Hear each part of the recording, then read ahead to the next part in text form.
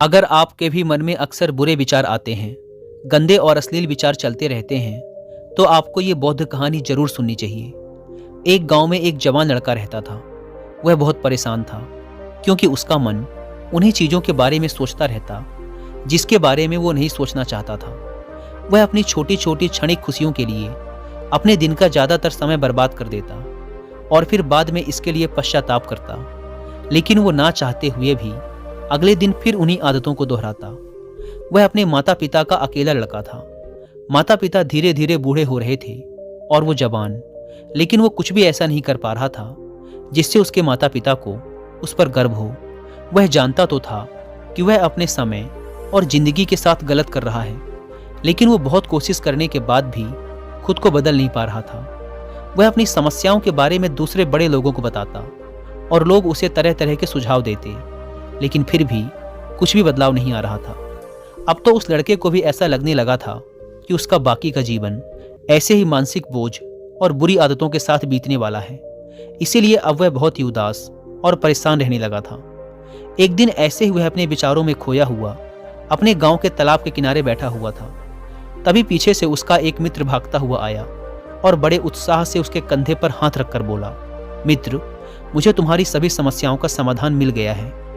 अपने मित्र के मुंह से यह बात सुनकर वह लड़का बहुत खुश हो जाता है और पूछता है, क्या समाधान मिला मेरी समस्याओं का? लड़के के मित्र ने कहा, ध्यान। ध्यान तुम्हारी सभी समस्याओं का समाधान है। लड़के ने कहा, यह ध्यान क्या होता है? मित्र ने कहा, कल हमारे गांव में एक बौद्ध भिक्षु भिक्षाटन के लिए आए थे। गांव के सभी लोग उन बौद्ध भिक्षु से अपनी अपनी समस्याओं का समाधान पूछ रहे थे। तो मैंने सोचा कि मैं भी तुम्हारी समस्या का समाधान पूछ ही लेता हूँ। तो मैंने उन बौद्ध भिक्षु से अपने मन को काबू में करने का तरीका पूछा। मेरा प्रश्न सुनकर उन बौद्ध भिक्षु ने ज़्यादा तो कुछ नहीं कहा, बस इतना ही कहा कि ध्यान जीवन की सभी समस्याओं का समाधान है। मैंने सोचा कि तुम्हें ध्यान के बारे में पता होगा, इसीलिए मैंने उन बौद्ध भिक्षु से ध्यान के विषय में ज़्यादा कुछ नहीं पूछा। अपने मित्र की बात सुनकर उस लड़के ने कहा, मुझे उन बौद्ध भिक्षु से मिलना है। वह लड़का और उसका मित्र बौद्ध भिक्षु को ढूंढने निकल पड़ते हैं। बहुत पूछताछ और खोज मशक्कत के बाद उन्हें वो बौद्ध भिक्षु बगल के एक गांव में एक पेड़ के नीचे ध्यान करते हुए मिलते हैं। वे दोनों उस बौद्ध भिक्षु के पास जाकर बैठ जाते हैं और उनकी आंखें खुलने का इंतजार करते हैं। थोड़ी देर बाद जब बौद्ध भिक्षु अपनी आंखें खोलते हैं तो वो उन्हें प्रणाम करते हैं और कहते हैं, आपने ये तो बता दिया कि ध्यान जीवन की सभी समस्याओं का समाधान है, लेकिन आपने ये नहीं बताया कि ध्यान है क्या।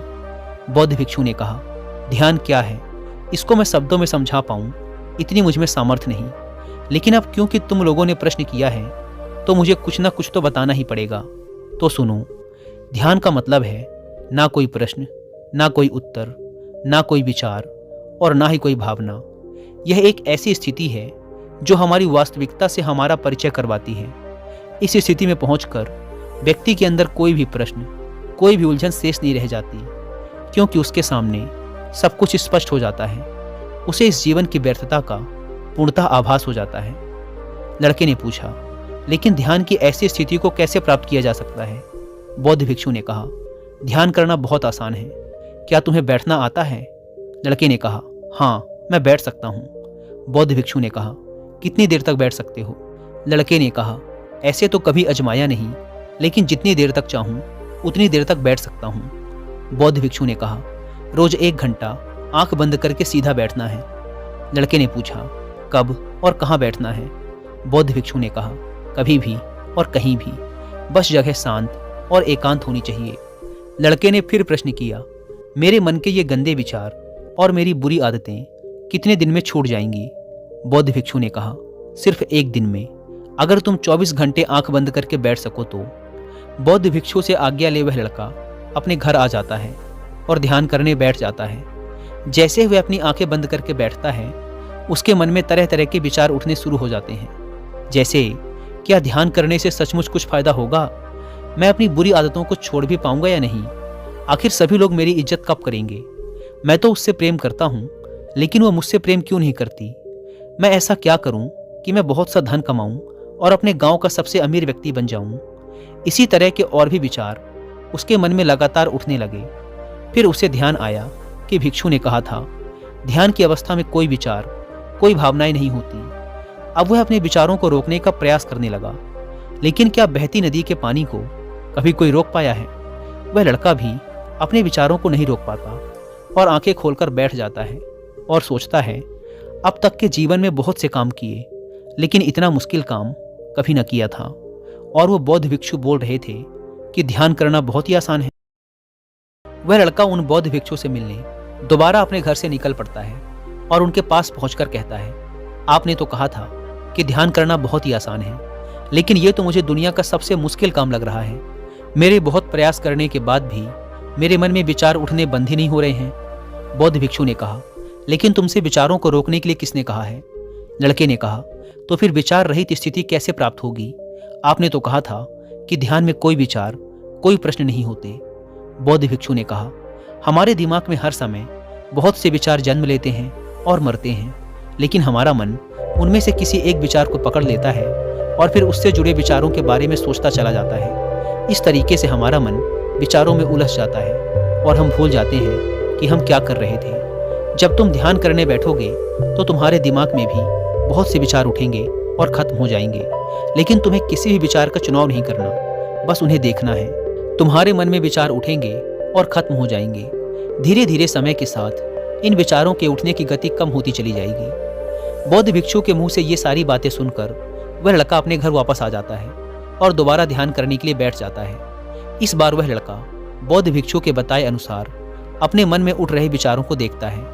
वह कुछ देर तक तो विचारों को साक्षी भाव से देख पाता है, लेकिन फिर उसके मन में ऐसे विचार उठते हैं जिनके बारे में सोचने से वह खुद को रोक नहीं पाता और वह गहरे विचारों में खो जाता है। कुछ देर बाद उसे याद आता है कि वह तो ध्यान कर रहा था। वह दोबारा विचारों को देखने का प्रयास करता है, लेकिन इस बार उसका मन दूसरी चाल चलता है। अब उसके मन में अश्लील विचार उठने लगते हैं। वह लड़का सोचता है कि ध्यान जैसी पवित्र स्थिति में ये अश्लील विचार क्यों उठ रहे हैं। वह अपने मन में उठ रहे अश्लील और गंदे विचारों को रोकने का बहुत प्रयास करता है, लेकिन वो उन्हें रोक नहीं पाता। उसके मन में लगातार बस ऐसे ही विचार उठ रहे थे। बहुत देर तक प्रयास करने के बाद जब वह लड़का परेशान हो जाता है तो वह ध्यान से उठकर सीधा उन बौद्ध भिक्षु के पास पहुंचता है और कहता है, मैं जब भी अपनी आंखें बंद करके ध्यान करने के लिए बैठता हूँ तो मेरे मन में सिर्फ अश्लील और गंदे विचार ही आते हैं। बौद्ध भिक्षु ने कहा, कोई भी विचार अच्छा या बुरा नहीं होता, इसीलिए किसी भी विचार को बुरा समझकर उसे जबरदस्ती दबाने का प्रयास मत करो, क्योंकि हमारे द्वारा विचारों का विरोध ही उन्हें और भी शक्तिशाली बनाता है।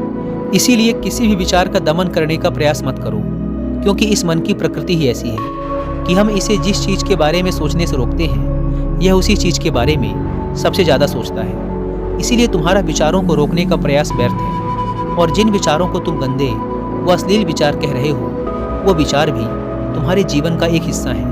इंसानी जीवन को आगे बढ़ाने के लिए इन विचारों का उठना भी जरूरी है। एक बात हमेशा याद रखना कि जीवन में हम जिस भी चीज़ को अस्वीकार करते हैं, हमारा मन उसी चीज़ में सबसे ज़्यादा रस देने लगता है। इसीलिए जीवन की किसी भी सच्चाई को नज़रअंदाज करने का प्रयास मत करो, हर चीज़ को स्वीकारो, तभी तुम उससे मुक्त हो पाओगे। लेकिन इसका मतलब यह नहीं कि तुम हर समय काम वासना के विचारों में ही डूबे रहो। तुम्हें यह समझना होगा कि काम वासना हमारे जीवन का एक छोटा सा हिस्सा मात्र है, पूरा जीवन नहीं। तो जीवन के इस पहलू को भी स्वीकारो और आगे बढ़ो, क्योंकि इस जीवन में इसके आगे भी बहुत कुछ जानने के लिए है। लड़के ने कहा, लेकिन हमारा मन हमारे साथ इतनी चालें क्यों चलता है? क्या हमारा मन ही हमारा शत्रु है? भिक्षु ने कहा, नहीं, मन हमारा शत्रु नहीं है। यह तो बस उन्हीं चीज़ों को अनुभव करना चाहता है जिसमें इसे आराम मिले, आनंद आए। इसीलिए जब हम कोई ऐसा काम करते हैं जिसमें शुरू में ही मन को आनंद नहीं मिलता, तो हमारा मन उस काम का विरोध करता है। बौद्ध भिक्षु ने आगे कहा, अगर तुम अपने मन से बुरे विचारों को खत्म करना चाहते हो तो अपनी आदतों को बदलो। आदतों को तुम केवल तभी बदल सकते हो जब तुम्हारा मन तुम्हारे काबू में होगा, और तुम्हारा मन तुम्हारे काबू में तभी आएगा जब तुम खुद को जानोगे, जब तुम स्वयं का अनुभव करोगे, जब तुम ध्यान का अनुभव करोगे। इतना कहकर बौद्ध भिक्षु खड़े हो गए और एक हल्की सी मुस्कान के साथ उस लड़के के सर पे अपना हाथ रख दिया। इसके बाद उन्होंने अपना भिक्षा पात्र उठाया और वहाँ से चले गए। वह लड़का उन बौद्ध भिक्षु को जाता हुआ देखता रहा, लेकिन अब वह बहुत खुश था, क्योंकि उसे अपनी समस्याओं का समाधान मिल चुका था ध्यान के रूप में। वह समझ गया था कि उसे हर रोज़ ध्यान के लिए बैठना है और उसे अपने आते जाते विचारों को देखना है, लेकिन किसी भी विचार को पकड़ना नहीं है। समय के साथ वो विचार खुद ही गायब होते चले जाएंगे। साथ ही वो ये भी समझ गया था कि कोई भी विचार अच्छा या बुरा नहीं होता, विचार सिर्फ एक विचार होता है। इसीलिए विचारों का विरोध करना भी व्यर्थ है। दोस्तों, मुझे उम्मीद है कि आपको इस वीडियो से बहुत कुछ सीखने को मिला होगा।